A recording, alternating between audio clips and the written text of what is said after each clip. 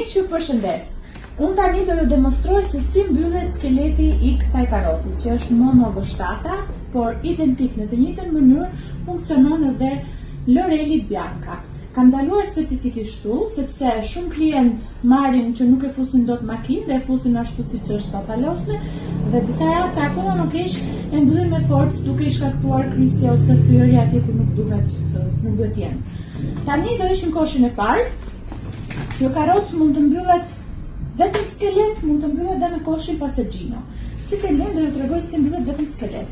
Në pjesën e poshtme tek doreza, kjo ka një buton dhe një buton tjetër këtu poshtë. Me dorën e djathtë përdoret në këtë formë. Gishti i madh ka butonin e zi që është këtu poshtë, dhe katër gishtat e tjerë këtë si tip doreze të vogël. Shtypim butonin, më pas shtypim dorezat, e shtyjmë deri në fund. Këto janë nivelet e lartësisë dorezës, kur shkojmë këtu në fund, ngjelet një hapësirë.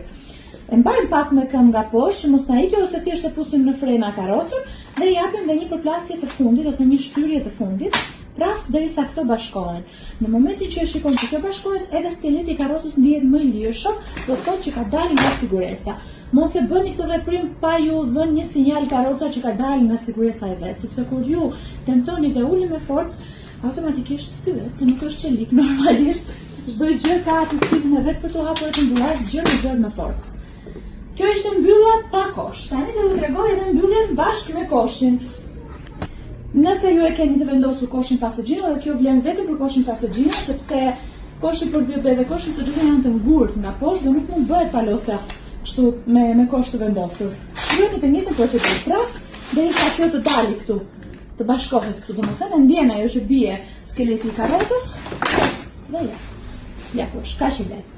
Shtypni butonin, më pas pjesën e dorezës dhe më pas bëhet palosja. Faleminderit.